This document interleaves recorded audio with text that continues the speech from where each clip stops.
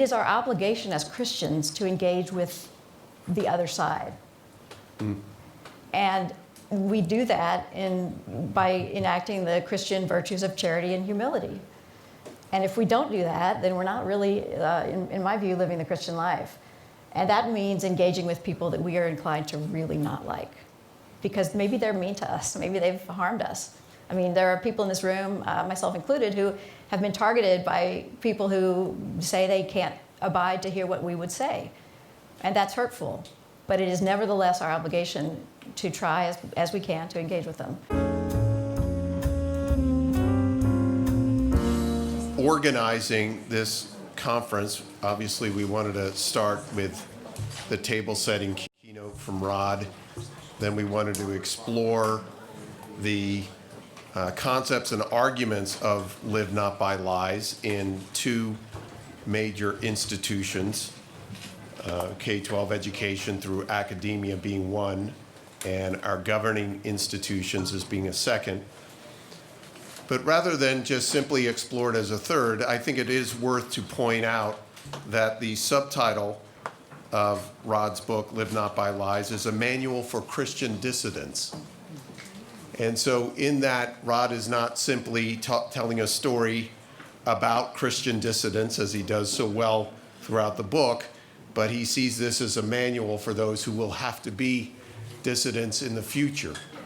And so as we think about these arguments, particularly for people of faith, organizing this final panel around the broader subject of what I would say, as Francis Schaeffer coined, how now shall we live in an environment that is marked by soft totalitarianism, particularly for people of faith. And I think Rod really so well captured the tensions that truly exist in the well-lived Christian life. One is to be aware of these issues, and the other is to consider how we will act prudentially. Obviously, the stories that Rod covers here are stories of Christians put in extreme and obvious and blatant totalitarian environments. But as we think about our response to soft totalitarianism, I'm delighted to be joined by three people who are not only people of faith, but also those that are engaging in these debates and discussions, two of whom are doing so on college campuses and parallel policies, and a third is actively engaged in facilitating debates and discussions among those who deeply disagree with one another. Let me introduce them in turn. First, to my left, Dr. Elizabeth Corey is the Associate Professor of Political Science at Baylor University, and as a nod to our parallel policies, she also directs their honors program and a program called the Brazos Fellows, something I hope she'll get a chance to explore and discuss here in this panel. Dr. Dan Mahoney is a professor of political science and the Augustinian Boulanger Chair at Assumption College. As of June 2021. I am Professor Emeritus. And he is co-editor. I long for the day that I can put that suffix on my own name. He is the co-editor of the Solzhenitsyn Reader, along with a number of other important books. And finally, John Wood Jr. John and I met on the campaign trail back in 2014, he running a near ill-fated race that I was in looking to unseat the Congresswoman Maxine Waters in Los Angeles, and I running for Secretary of State, and we've remained friends ever since. His work is really so important to the topic for this discussion. He is the national ambassador for the organization Braver Angels, where he anchors not only their podcast, but John, as I understand it, a new podcast, the John Wood Jr. Show. Is that correct? That is correct. As of last week, episode number 1, conversation with Dave Rubin, for folks who are interested in checking it out. But thank you for the opportunity to plug, Pete. Always looking to help people plug. So I thought where we begin is just now that this is the last panel, we've had Rod's great keynote and two panels looking at his arguments in a couple different institutions. Just a couple minutes of reflection on what you heard and Rod's broader argument around this soft totalitarianism. We'll move more into the subject of how people of faith can respond to it. But maybe, Elizabeth, we'll start with you to get just some of your reflections on what you've heard thus far. Sure. It's kind of fun to come at the end of the day because so much has been said and there were questions I wanted to respond to and didn't have a chance to, but now I can maybe pull some of it together. I think the place I would want to begin is to not to question the prevalence of wokeness on university campuses because we all know it's there, but to say that there is really a great diversity of places in the United States, both in terms of actual physical place. I come from Texas. I teach at Baylor University. I was right smack in the middle of Texas, Central Texas. You go 20 minutes out of town and you are in the country. There's a great diversity of places, East Coast, West Coast, middle of the country, and so on. But there's also a great diversity, I think, of placeness in terms of technology. And we were talking about this in the last panel, that there's online and offline. And I think there's a tendency among us, being as we deem ourselves elites of a certain sort, just to think that the wokeness that we see online and on websites and in magazines is everywhere as it appears to us when we read about it. And I guess what I want to come back and say is that yes, it is definitely a problem, and I confront it at my own university. But on the ground, there's a lot of variation. So, for instance, I teach, as I just said, at Baylor. Baylor is a really interesting place because it, like Pepperdine, is a Christian university, and we have a large contingent of faculty who are not at all engaged in the woke project. And I would say probably 50 to 75 people. And whenever something gets geared up from the diversity and inclusion people, we are right back on it. And are we going to fight this battle for the rest of our mortal lives? Probably so. But the point is that there are people on the ground who are aware of what's going on, and we are actually trying to work against some of these forces, and I think this is true at every university. One of the wonderful things about parallel institutions that we've been talking about is that they actually unite people across universities. So I have friends at Hope and at Messiah and all these other, often Christian colleges, but not only, and they're facing the same problems we are. And so we get a kind of bolstering of our will by comparing notes and saying, how did you deal with this particular training that came your way at Baylor? And we talk about these things. So I think there is quite a lot of cause for hope, probably at the less elite places. I think maybe Princeton is gone. And Duke and Harvard, yeah, I don't know. That's not my world, but my world is these other places, and I can say that there's quite a bit of resistance to this among faculty members still, and I see that, and I take that as a sign of encouragement. John, tell us about your reflections. Obviously, a lot of your work is done convening, bringing together people that have deep disagreements with one another. Increasingly, these issues around race and certainly some of the issues around the role of government are present in these debates and discussions. Tell us a little bit about what you've heard thus far this afternoon. Indeed. Well, so sadly I arrived a little bit late. I didn't get here until sort of towards the closing minutes of Rod's keynote earlier, so I apologize for that, although I've had the pleasure of hearing Mr. Dreher speak at Pepperdine in the past, and look forward to thoroughly digesting the book, my friend, I promise. But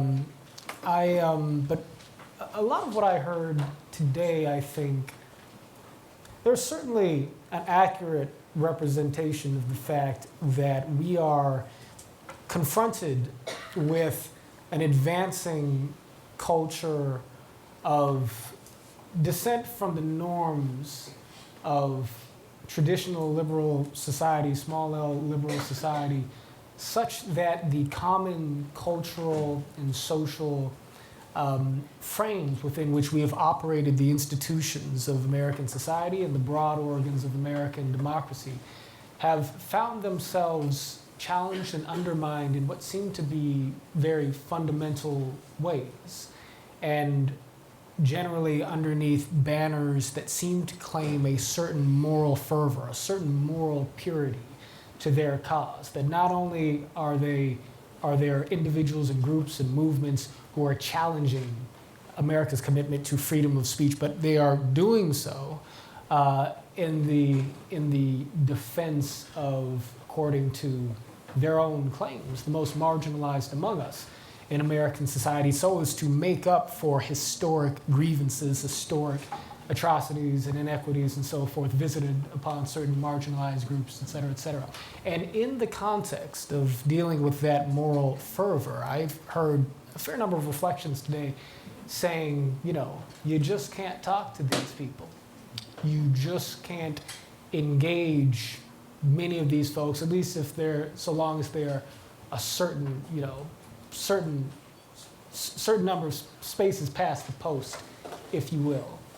And the conversation from there tends to become a tactical one. How can we advance the right policies, elect the right people so that we can maintain, you know, the ground that we still have as conservatives in American institutional society? And I think that, you know, the response I just want to offer to that a little bit comes from a place in which, you know, for me, you know, so much of the sort of body of my faith comes in a conviction that ultimately, you know, the Spirit of God is a transformational force in society. And I don't say that, you know, to come off as a preacher exactly, although it's something a preacher might say, but I say that as somebody who attempts to live life as a student of the nonviolent philosophy of Martin Luther King Jr. And that philosophy rested on the supposition that love is a spiritual value that can be applied to social issues so as to speak to the conscience of those who disagree with us, even those who hate us. Because ultimately, being human beings, we are possessed of a human nature, and while an aspect of our nature is that we are susceptible to corruption and temptation, another aspect to our nature is that we are available to conscience and transformation, particularly if we are engaged with the right spirit. And so, look, love is long-suffering, as the scripture says. It is not an easy thing to call out the best in somebody who hates you, but I would like to see the conversation in conservative circles remember that this is a capacity of the human spirit. It is a capacity, in Christian parlance, of the Holy Spirit, if you will, and that there is, in fact, historical precedent for the idea that we can speak to our neighbors even in the midst of a cold cultural civil war, if you will. And so that is an observation that I would like to put squarely in the center of the table for folks to consider. But I've enjoyed my time here today very much, and I'm looking forward to this conversation. Dan, your reflections.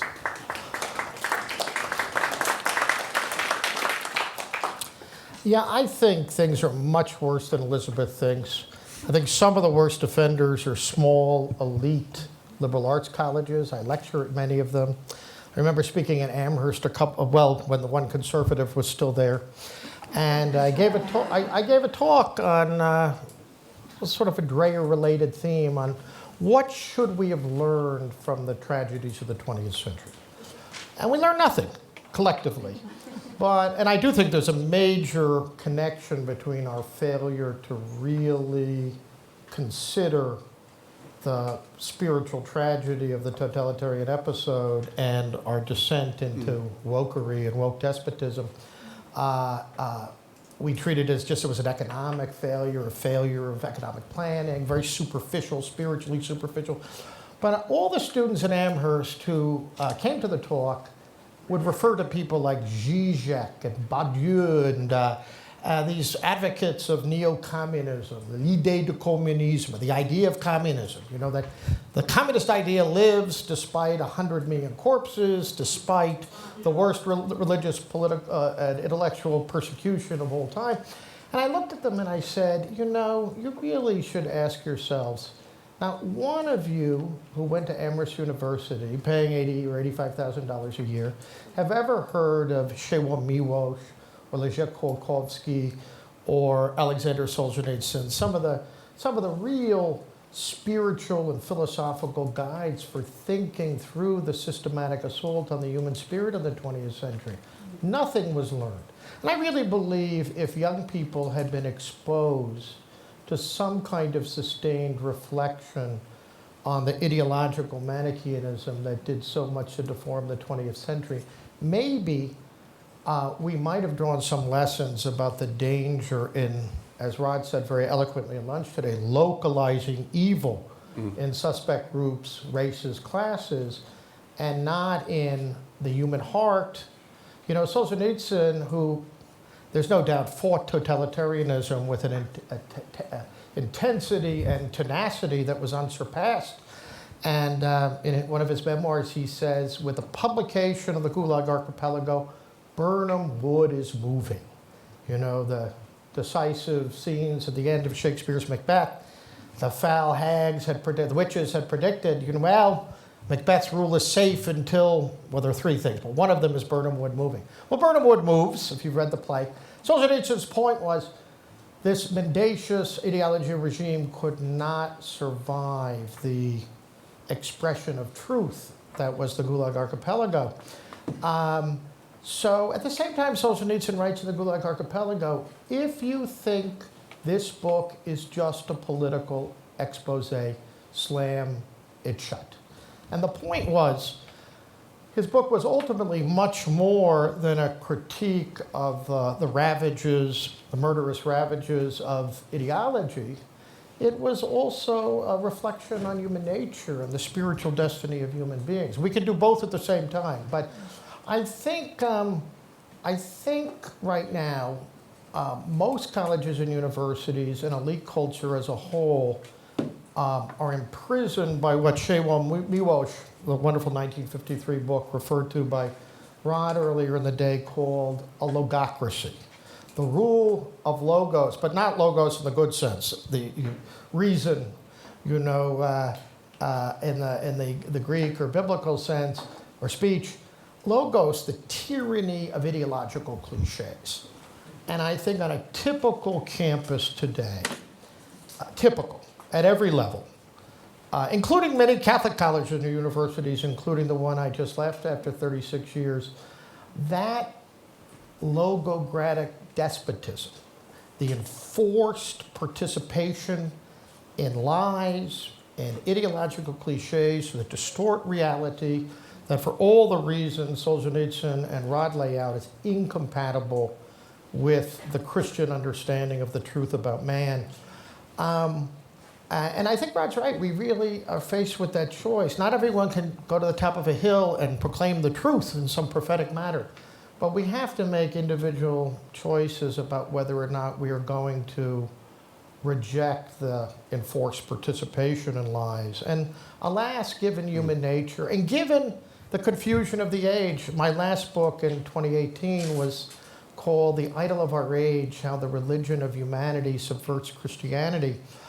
And I think many soi-disant Christians, as the French say, are they've really bought into an ethos of secular humanitarianism that has reduced Christianity to a movement for world transformation. Or you might say they've succumbed to the three temptations of Christ in the desert, you know, having all the power to transform the world, to bring about social justice.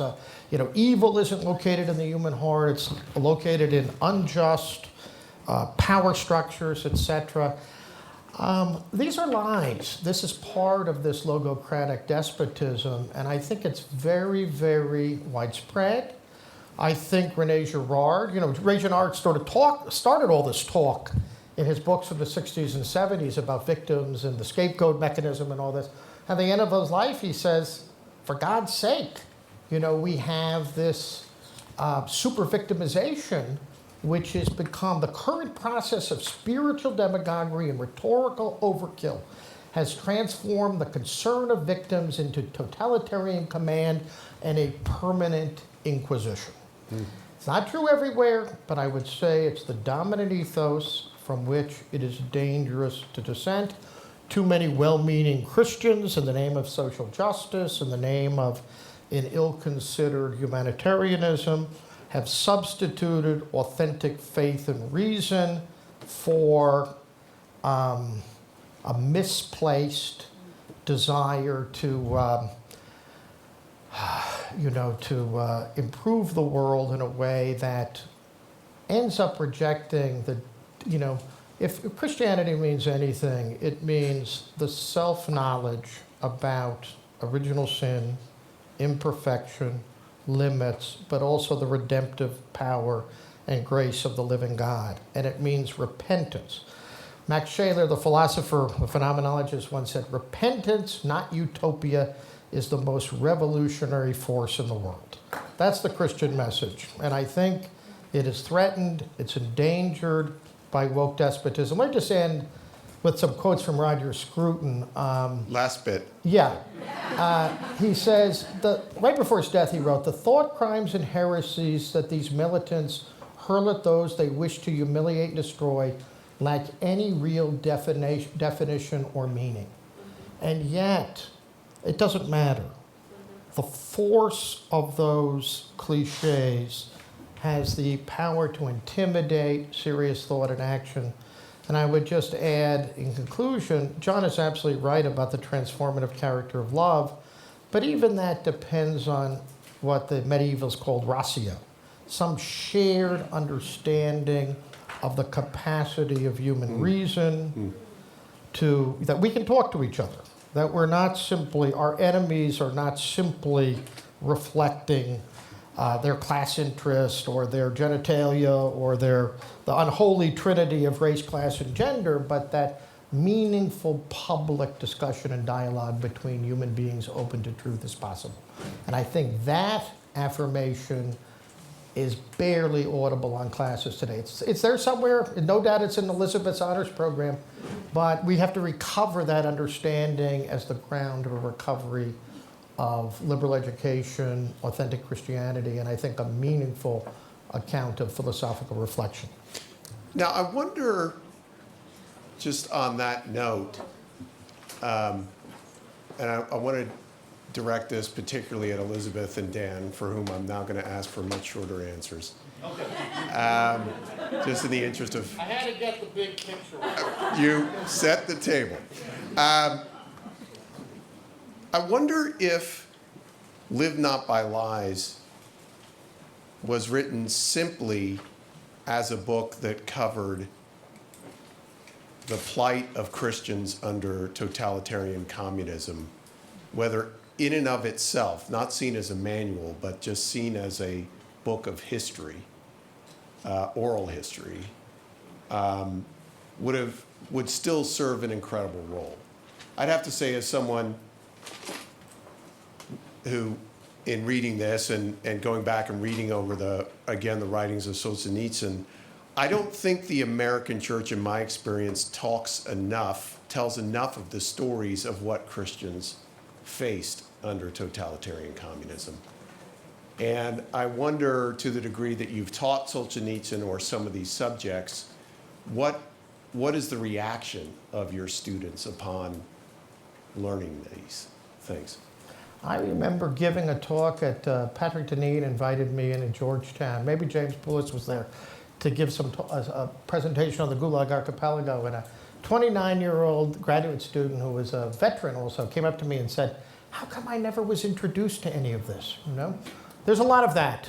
There's a lot of recognition that the untold truths of the 20th century, which are profound truths about the human, spiritual, and political condition, have just not been presented to young people or the public at large. Yes, Rod does a great service with all of that. It's one reason to read Live Not by Lies. But I would just add, I'm afraid, given our sloppy habits of reasoning and our inattentiveness and our slavery to the illusion of technique that James Poulos talked about, we need more than a few people to point out the connection between the totalitarian logic that led to the Gulag. And again, we don't face gulags, but we face an imminent totalitarian logic that could destroy the moral foundations of a free society. But yes, reading Solzhenitsyn for most people, in my experience, is extremely liberating. They start to see that the tragedy of the 20th century had much less to do with economic planning and much more to do with a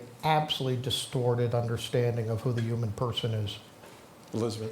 Well, I don't teach Solzhenitsyn, so I'm not going to respond directly to that. But I do want to say, I think it's almost as if I don't recognize, in some ways, the world Dan is describing. Not that I don't recognize the rise of wokeism. I certainly do.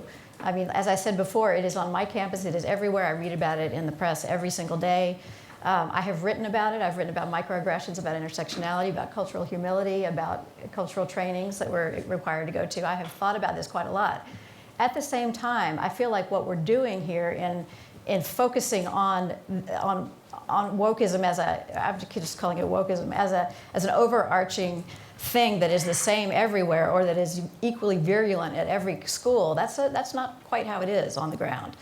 And I think that if we say that it is simply conquering American higher education, well, there's truth to that, and especially, as Joshua knows from Princeton at the elite colleges.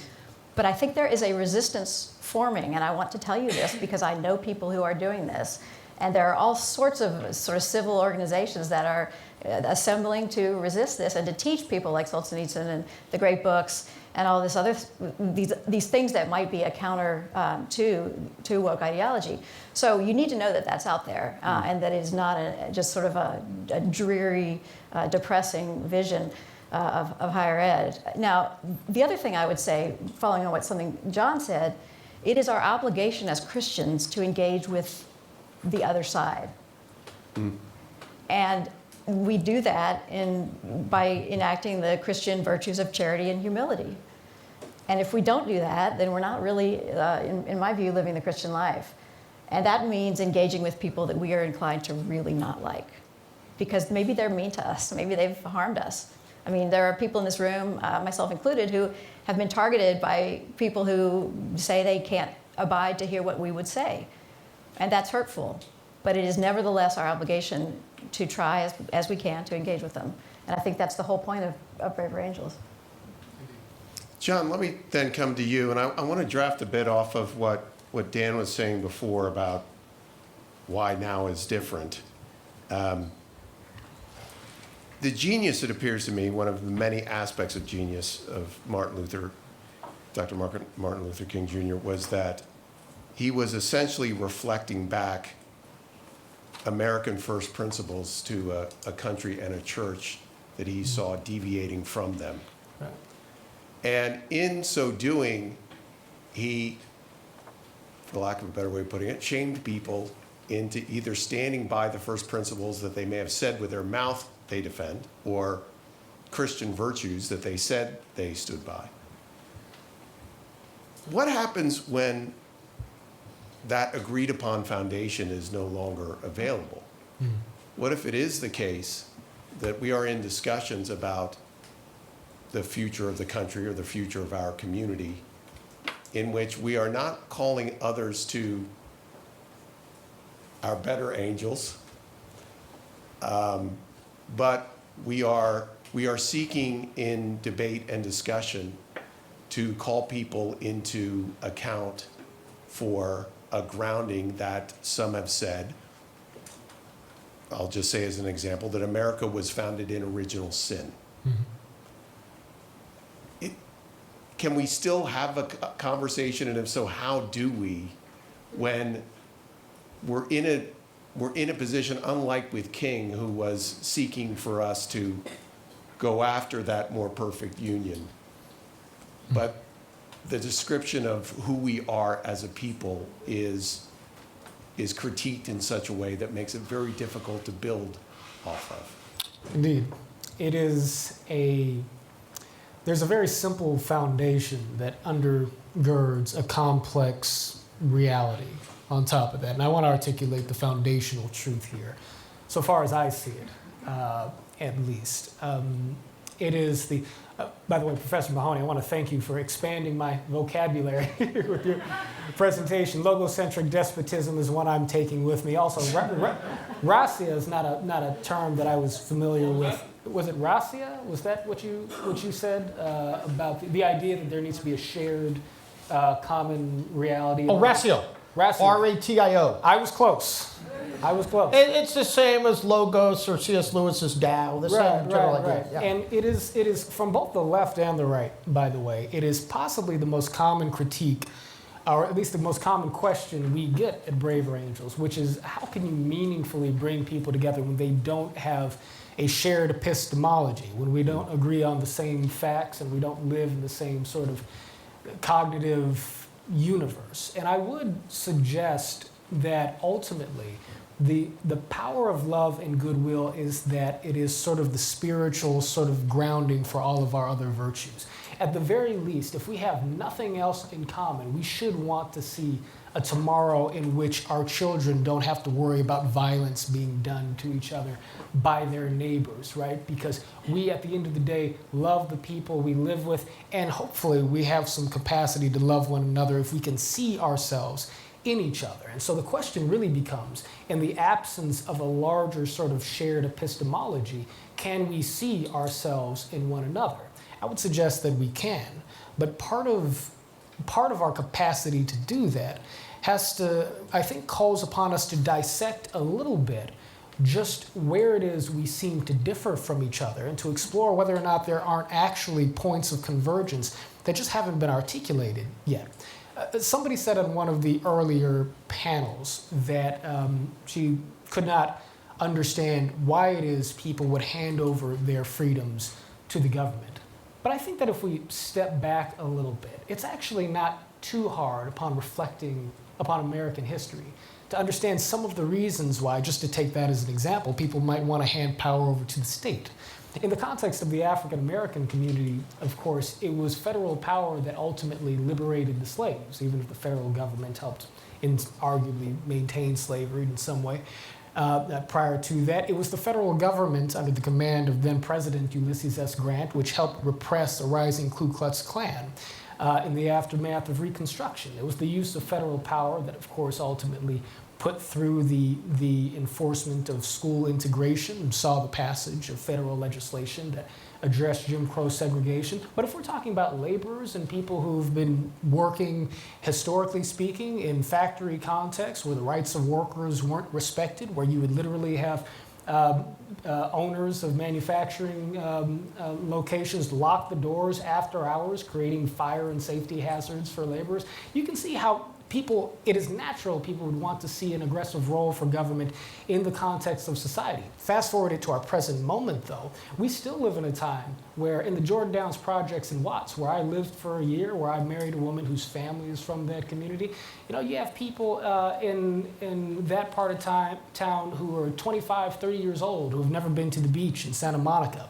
whose only meaningful interaction with white Americans comes in the form of interactions with law enforcement, overworked public school teachers, bureaucrats at the county office who can't take the time to get to know them and their situations, and they feel underserved by a larger American society that from their vantage point, going from slavery to Jim Crow, to Ku Klux Klan style terrorism, to Jim Crow segregation, to mass incarceration, to now, is an American story in which the American dream has never showed up for them.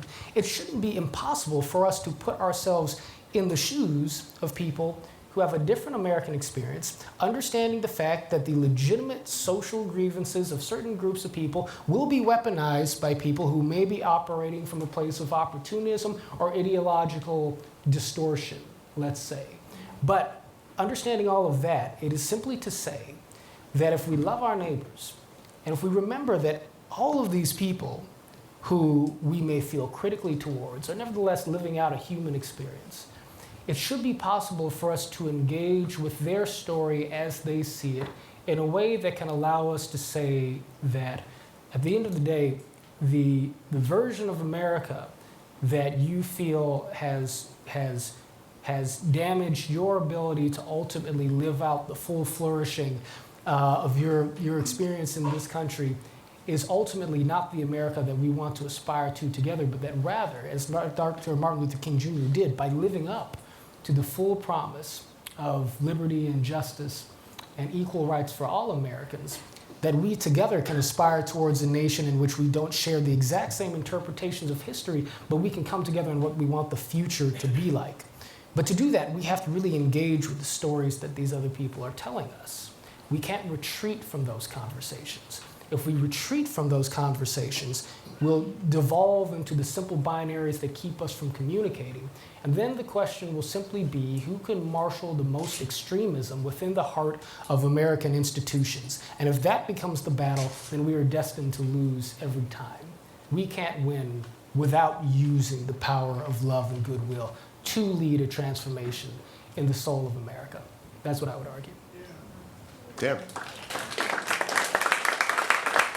Dan, before you speak, let me just also say, want to make sure that if you have questions, that you write those down. You may have run out of cards. If you've got a gum wrapper or something like that you want to write the question down on, I'm not picky. I'm happy to take the questions in whatever form they come, and we'll get to those. Dan, you were about to respond. Well, I mean, what John said was almost all true and very eloquently and movingly said. But I do think there are limits to dialogue we have to remind ourselves. And I'll give you one example. It was all the rage in the 60s and 70s among progressivist Christians to promote Christian Marxist dialogue. And Gaston Fassard, a great French Jesuit, Alexander Kojève said he was the most profound student of Marx in all of Europe. It's too bad that he was an anti-communist. But he wrote 3 books warning Christians against dialogue with people who didn't believe in dialogue, because he feared the spiritual conversion of Christians to certain categories, class categories, the primacy of hatred over solidarity and community, etc. So he said, look, beware of losing your faith, beware of you losing your liberty, and sometimes I think the Christian has to oppose, especially dialogue is essential to liberal education, the Socratic dialogue, the disputatio of the Middle Ages.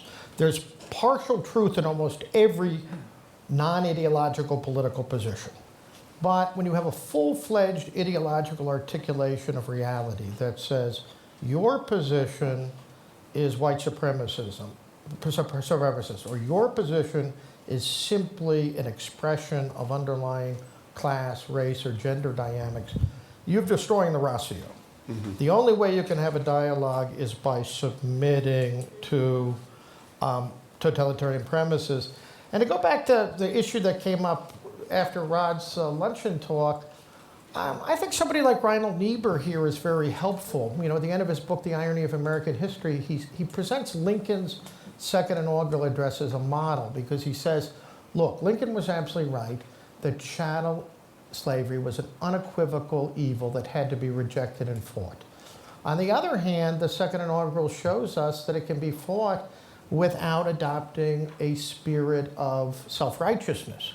To say the principle of slavery is categorically evil is not to say that all goodness was on the Union side. And he suggested the same way of fighting communism.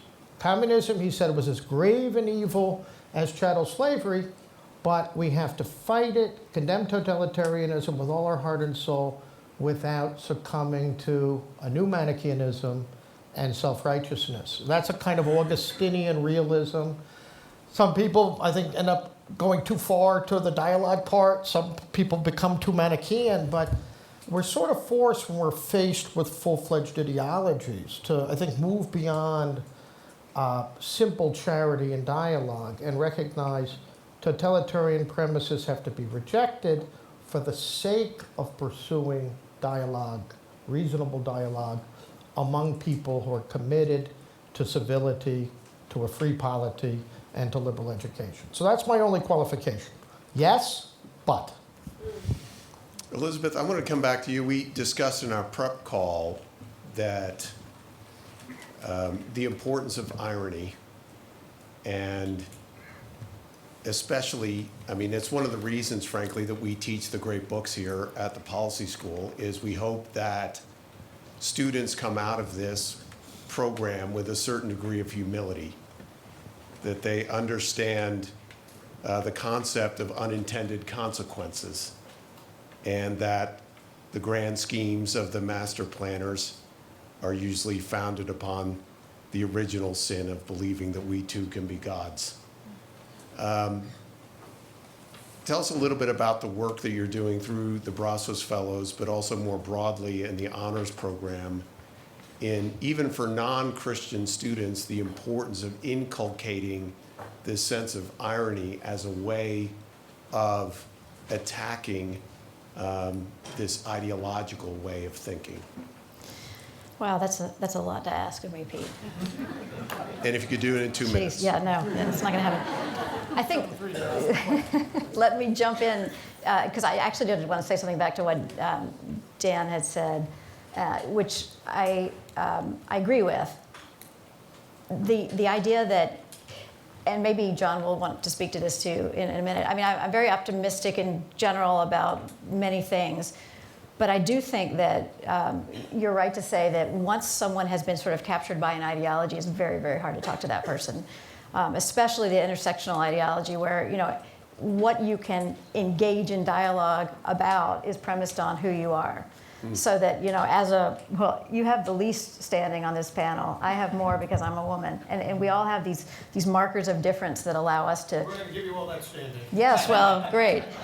But there's a way in which, if that is fully embraced, that only people who have the ability to speak who have certain measures of privilege or usually not privilege, then it's very hard to have an open dialogue. And I would like to ask John the question of, well, what do you do when you meet somebody who says certain people are excluded from the conversation by virtue of the privilege they've had in the past? So I don't know if I'm allowed to ask questions, Pete. Yes. But I'm going to ask that question anyway. Or which Wouldn't be the first time I lost control of a panel. Or of a conversation. And I'm not just talking about at home. I digress. No, but to answer your question, Yeah. I do think there's definitely a place for these parallel institutions. The Brazos Fellows that he's asked me to talk about is some of you may be familiar with the John Jay Fellows, which is a kind of a well-established fellows program where students go after their senior year in college and spend a year reading great books and talking and thinking and sort of becoming adults, figuring out what their next steps are. So we've instituted a Brazos Fellows. We live by the Brazos River, that's why it's called that, and it is a similar idea, except that it's religiously inflected, so that the students come and they read the church fathers. They read Augustine, Aquinas. They engage in morning prayer every day. They live in community with each other. And I think those sorts of institutions can address some of the things that many colleges are getting wrong. And I do agree that many colleges are getting these things wrong. They're teaching them how to live well together and make decisions about life and marriage and relationships and future children they want to have. These sorts of existential things that really matter to people that colleges steer away from because we can't make any value judgments in terms of how people live. So I think there's a lot to be said for these parallel institutions.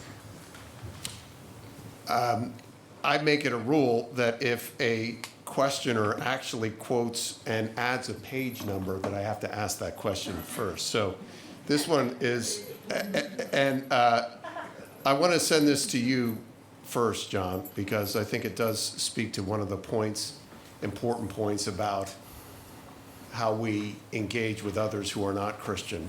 Here's the quote, I'll just read it directly. In Live Not by Lies, Rod states, quote, Christian dissidents had to maintain close contact with secular dissidents because there were so few believers within resistance circles. That's pages 173 and 174. Further, quote, secular liberals shared with Christians the conviction that communism was a destructive lie, page 175.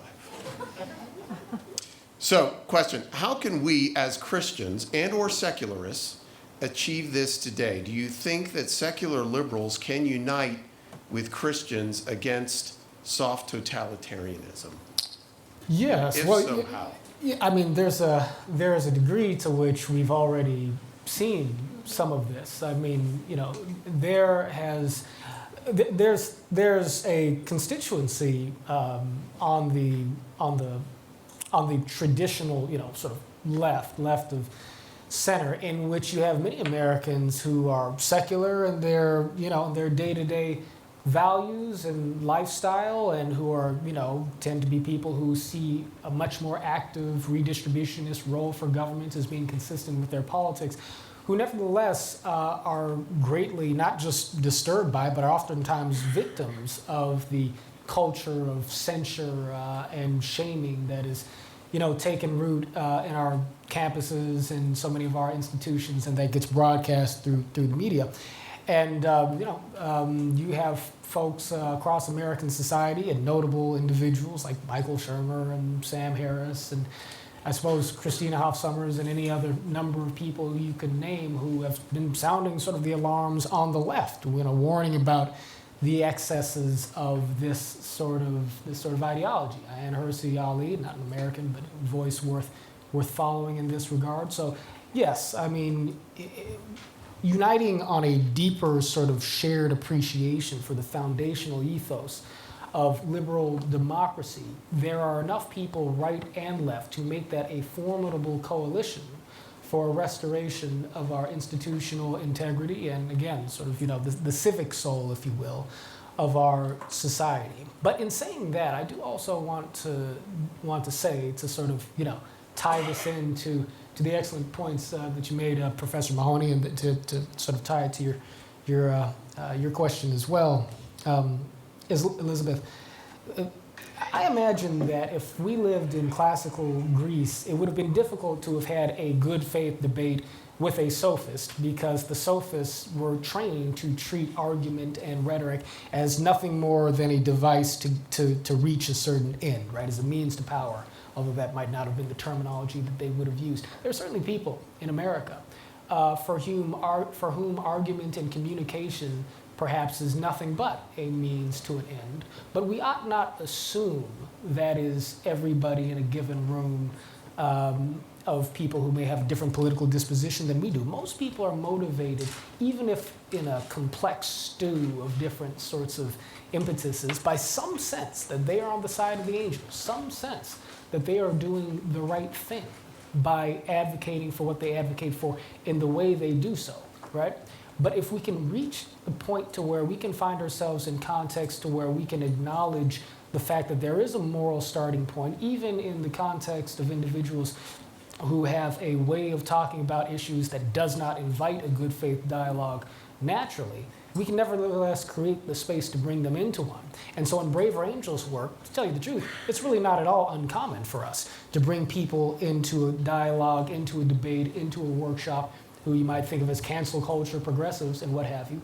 But when they are put in a context in which they have to reckon with the actual human experiences and the humanity of conservatives, they oftentimes realize that, hey, these are human beings that I have something in common with.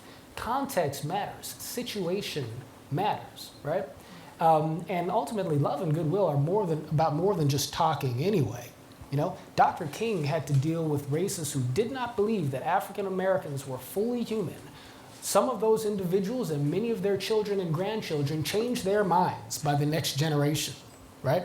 Over the course of a fairly short amount of time, there was a shift in the American conscience with respect to race and the reality of the equality of the races. It's hard to imagine a bigger gap between people than the one that says that you are less than fully human because you are black, right?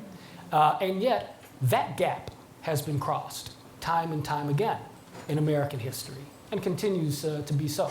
So I just stress, we are justified to have confidence in the power of love to transcend, granted that context and tactics and intelligence and how we deploy and act upon the ethos and the virtue of love still matters, of course, in the way we ultimately pursue a society that can hold out hope for some deeper reconciliation. So, Elizabeth, were you going to? Well, I just wanted to add to that. It seems to me also that something that was alluded to in the last panel about technology is at play here too. How much easier it is to hate somebody that you've never met who says something obnoxious on Twitter or some platform, and even tries to make himself obnoxious. I've read a few of those.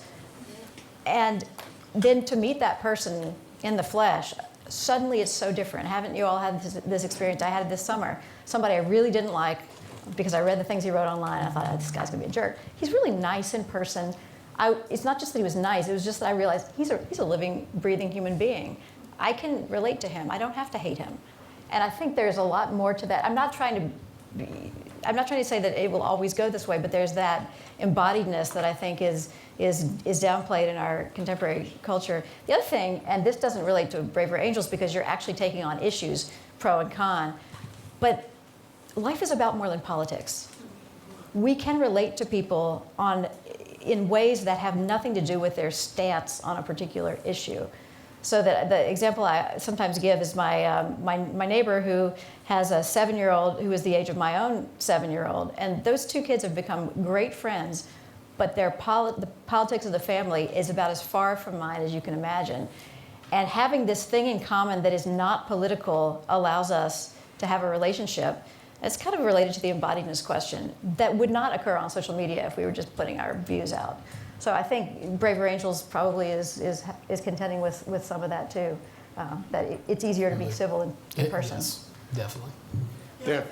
We also, just following up on John's remarks, I think we also, in our pedagogy, have to distinguish between ideologists who are really committed to silencing their opponents, and let's say students who have picked up some of this lingo, have never really heard a challenge, but probably would never go all the way down in adopting that kind of inhuman, negation of people they disagree with. So I think we have to, sticking by my claim that a full-fledged ideologist is incapable of a conversation, short of agape coming down and transforming heart and soul, I would still say with students, if they haven't given themselves up to militant activism and silencing other people, if they're still willing to engage, books, and the great books, as Elizabeth, I think, has shown, can be wonderful vehicles for opening up discussion about Christians and non-Christians. I think we need a big ecumenical coalition, secular, religious.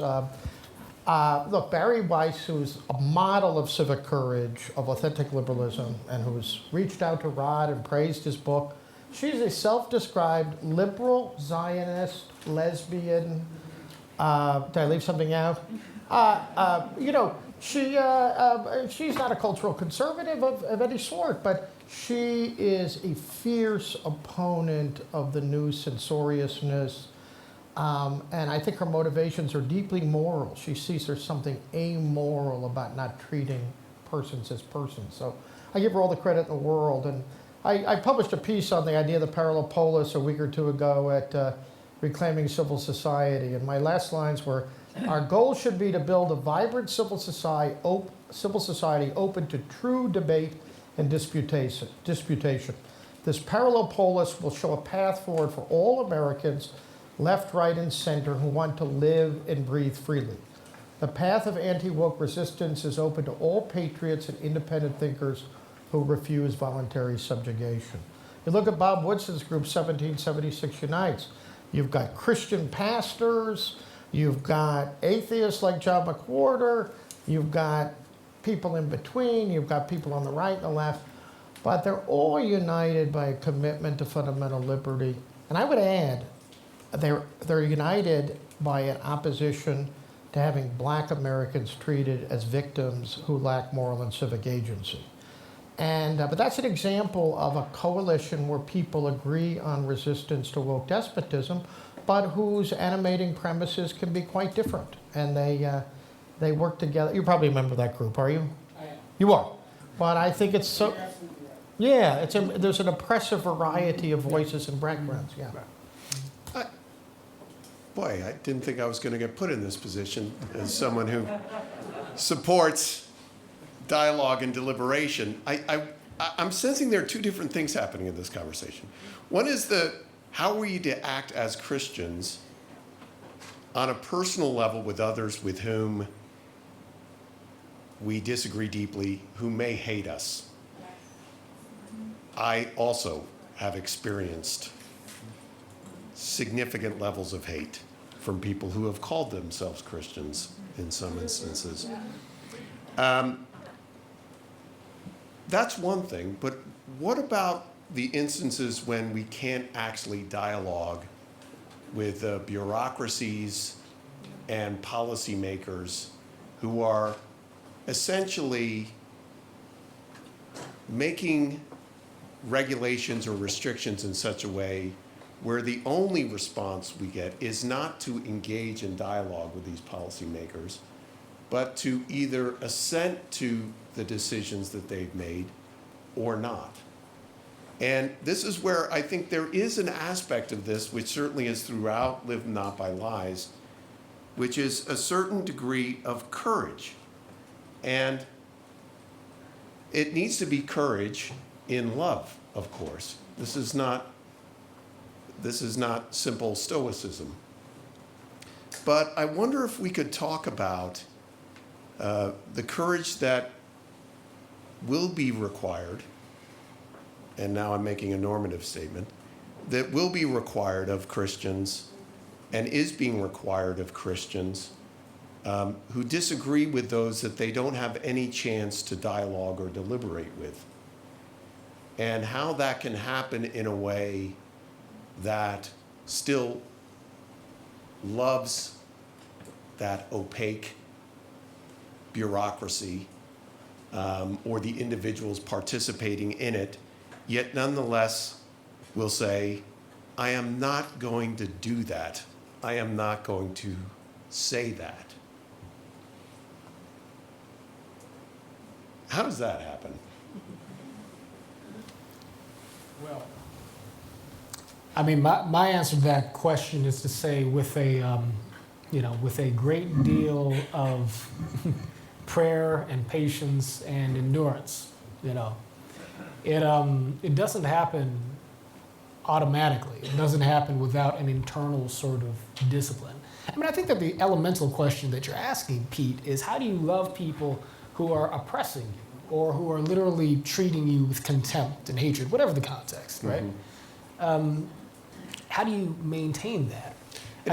I'm sorry to interrupt, but I just want to press the point a little bit further. Mm.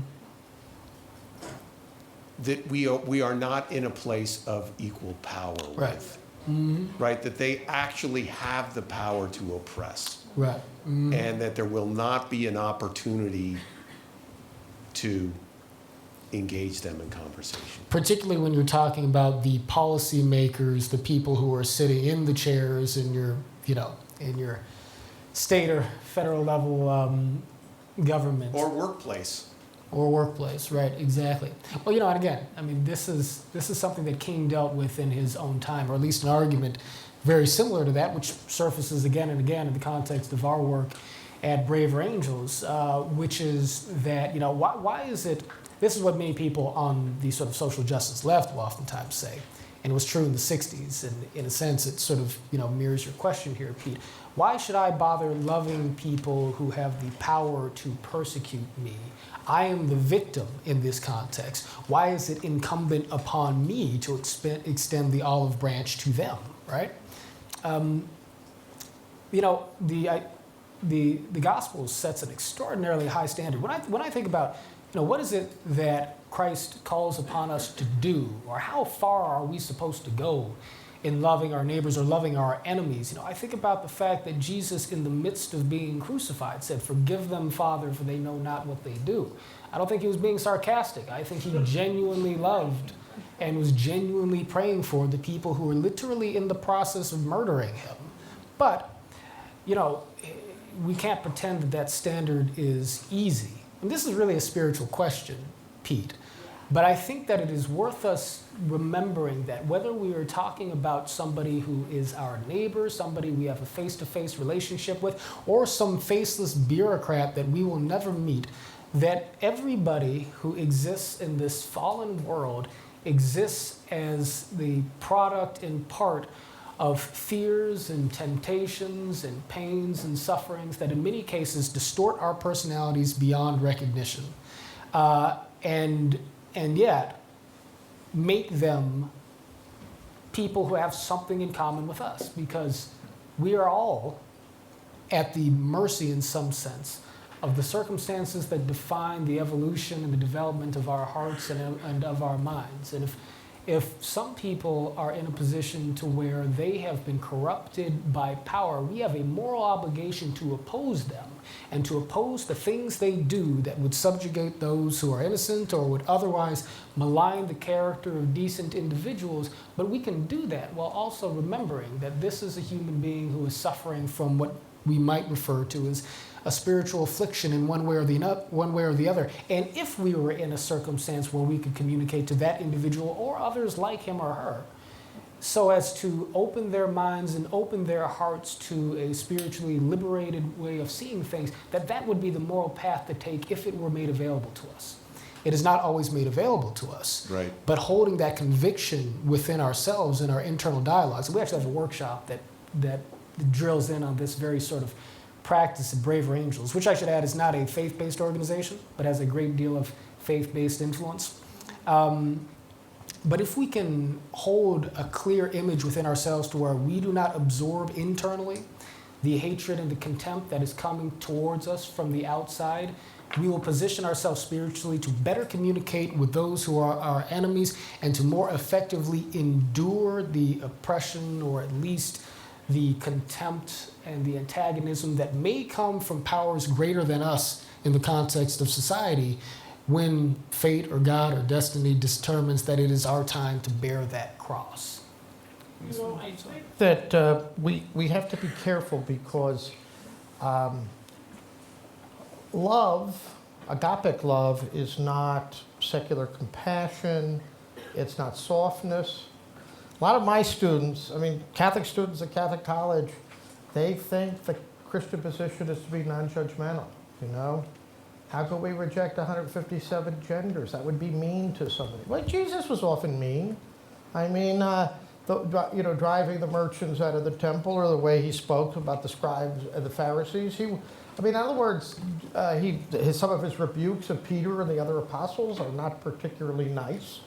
I'm not saying that Jesus was unjust in those cases, but I think we have, there's a famous remark of Flannery O'Connor, the Southern Catholic writer, in a beautiful introduction she wrote, this memoir, Mary Ann. A group of young women at a Catholic Dominican school had written a series of tributes to a 12-year-old girl who was severely handicapped and died. And they asked, and they weren't terribly well written, but they asked Flannery O'Connor to write an introduction, and she did. And she has these very provocative lines in the introduction where she says, tenderness can lead to the gas chambers. Iceland, they euthanize all the Down syndrome's children to put them out of their misery, and a lot of these motives to do things that turn out to be a denial of the personhood of other human beings have their roots in a sort of misuse and misunderstanding of love or charity, reducing it to a kind of immanentized compassion. That's not what John's doing. I mean, John reminds us of the high calling of the gospel. But I'm not sure love can be, as Reinhold Niebuhr said, can be, maybe the more fundamental principle of politics is justice. And we have to, always judge earthly political aspirations and achievements in light of the law of love. But we also have to recognize, given the power of sin and original sin, that if we could achieve a modicum of justice and mercy, we're probably doing okay. So, but I really do think there are some limits, especially with full-fledged ideologists. Marx has a line at the very end of the second part of the Communist Manifesto, and he says very brutally, I have no desire or obligation to respond to the arguments for communism made by believers in traditional philosophy, theology, etc. In other words, they're just reflecting their evil class interests, etc., and my response to them is silence. There's no dialogue there. There can't be a dialogue.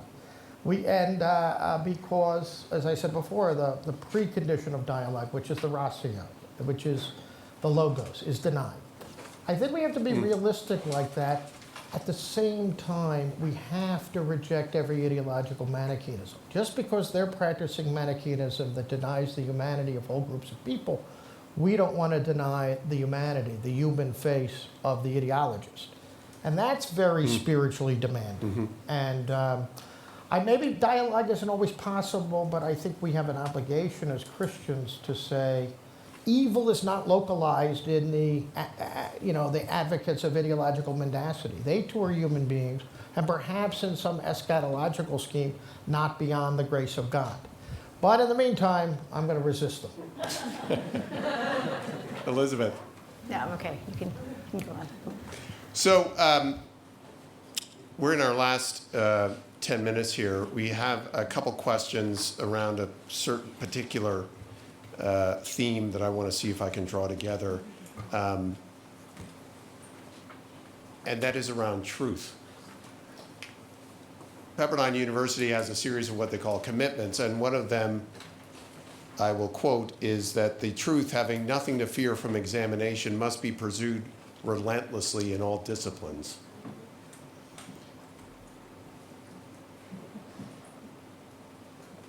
If we are to live in a place where we are not living by lies, how do we as Christians continue to hold up in the light of lies that are in some ways and in some places we are being asked to support or agree with?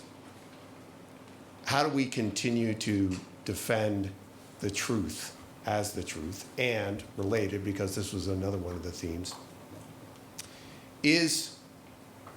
do we fully or truly understand Christ's example as the truth in such a way that the truth can be understood apart from Christ?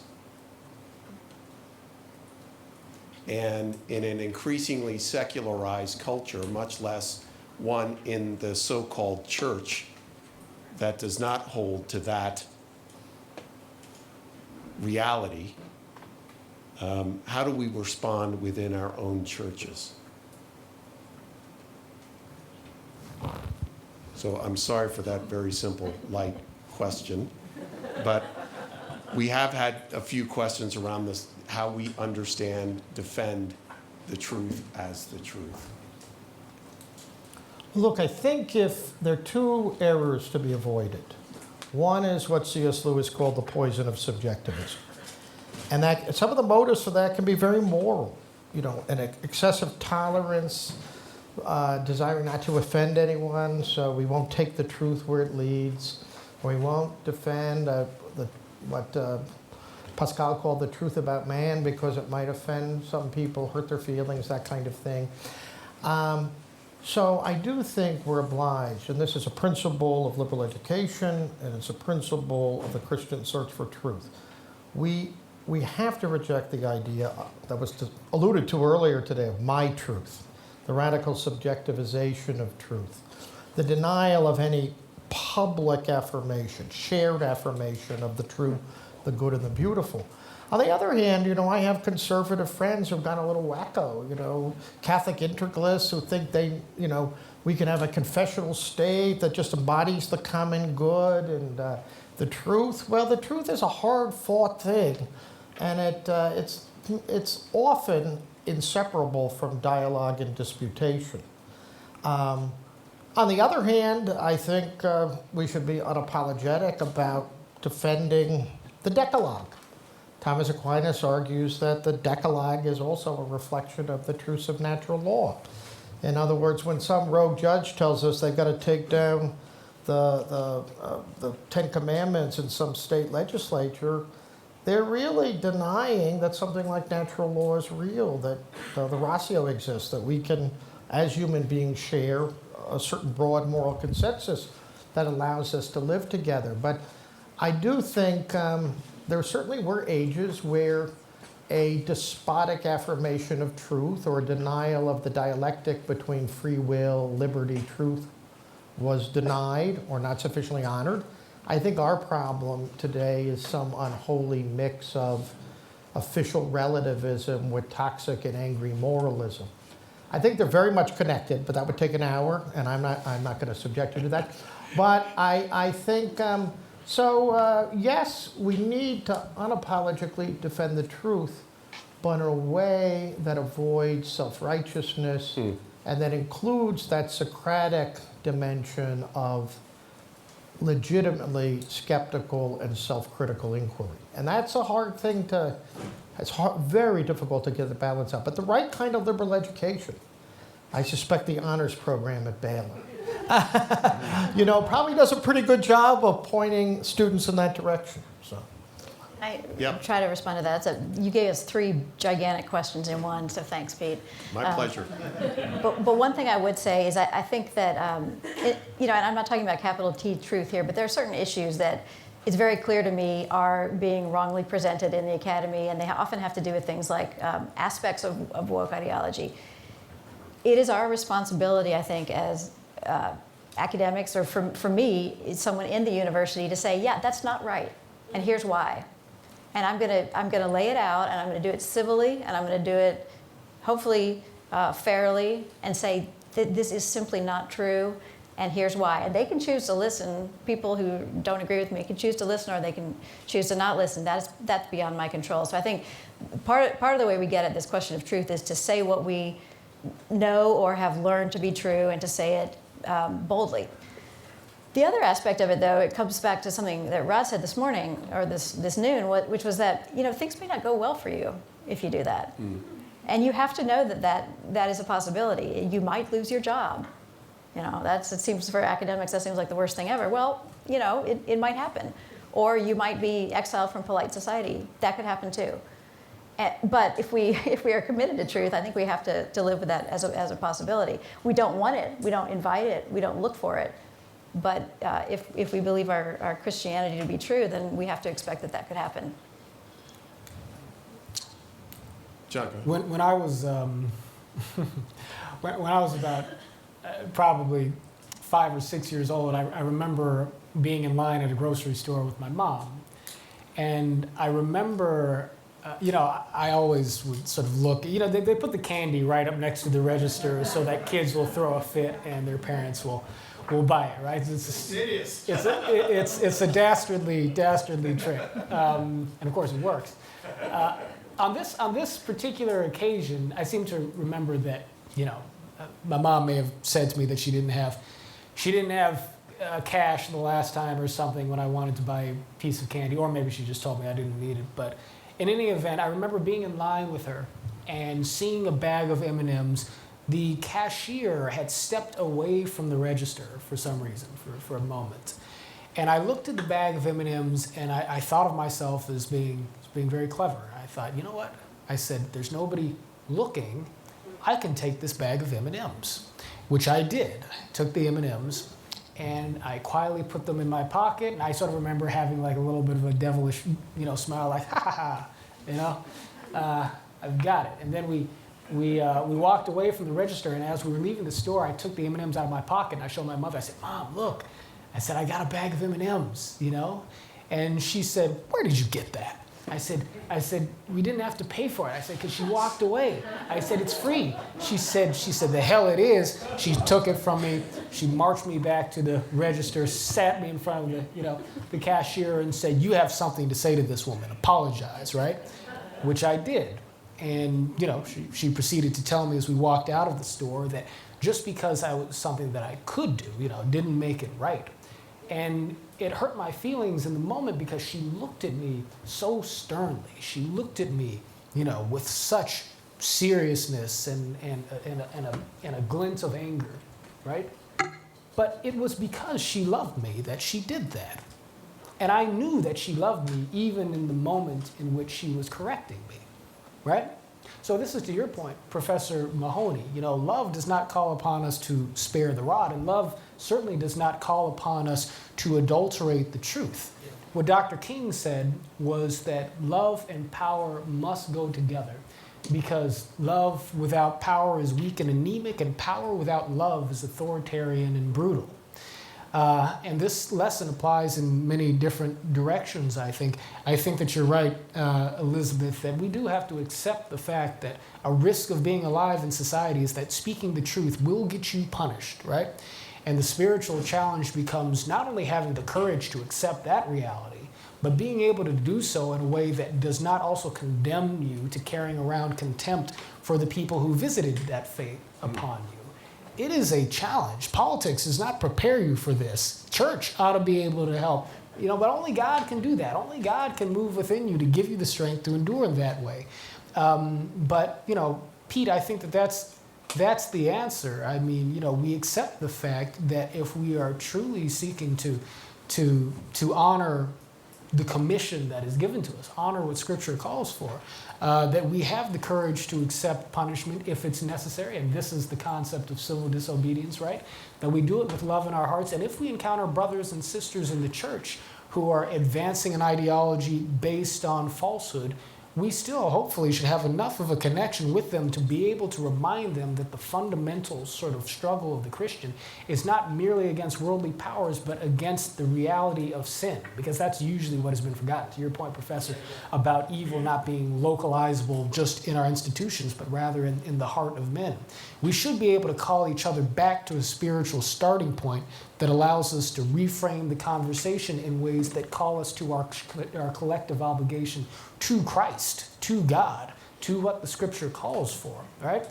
And within that is our larger obligation to man and to society, and we have reasonable conversation about how opportunity and rights and material progress are achieved for the greater number. But engaging the fallen man, right, and rising above our fleshly natures, I mean, that's got to be, the conversational context in which Christians can challenge each other to think beyond the ideologies that we absorb and import from the world. You had asked Elizabeth about humility, and I think the other side of humility is self-respect, as it's tied to moral conscience. I don't think the two are opposed at all. I mean, a powerful human motive for being charitable, for obeying the Decalogue, for loving your neighbor is the self-respect that comes when one remains faithful to the call of conscience. And I don't think we emphasize that enough today. The old-fashioned notion that how can you live with yourself as you go down that road. There's a character in Solzhenitsyn's novel, In the First Circle, Volodin. He's a militant communist, a Soviet diplomat. He's half ideologue, half privileged, Epicurean, bureaucrat. He starts reading letters from his mother. His father was a Red Army general, ideologued, and killed people. His mother was a product of the old Russia. He reads her letters, and her letters to her friends talk about the true, the good, and the beautiful. And at first he thinks, this is all reactionary claptrap. And then he starts to realize there's a world, a spiritual world he didn't even, within himself, that he had never recognized. But there's wonderful, he's thinking to himself at one point, and he says, I used to think we only had one life. But he said, now I believe the more fundamental truth is we only have one conscience. And, in the sense that a person who is at home with their conscience, a person who can look before God and his neighbor and say, I have done my best to remain faithful to what it means to be a human being, what it means to be free under the law of God. There's a contentment and happiness with that I think we underestimate as a powerful and welcome motive of human beings. And I think it supplements, you might say, a more specifically scriptural understanding very well. But, I just say to people, you have to have a certain pride, it's like you don't want to be the kind of person to do that. Right. Please join me in thanking our panel.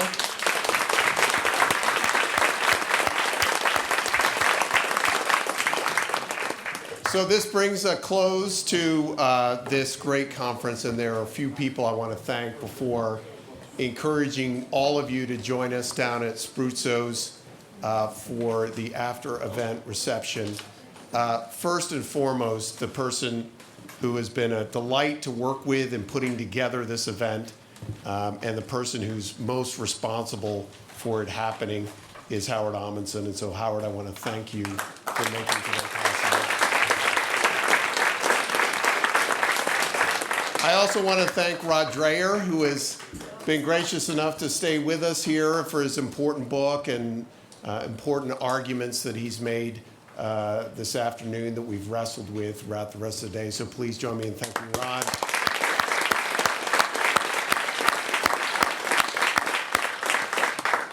And she stayed here.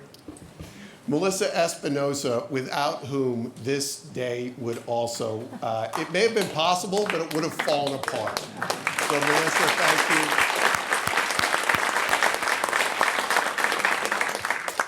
And finally, I want to thank all of you, both our students and friends from the community, those this may be your first time coming to an event here at the School of Public Policy. I think in so many ways, as I was hearing the conversations and the different panels and the asides that were happening between the panels, this event, more than many I can remember, I think really illustrates and demonstrates who we are as a graduate policy school. One that takes these issues around faith, politics, and culture deeply seriously. And a set of issues in which we are going to continue to engage with. I see ourselves as being a city on the hill up here.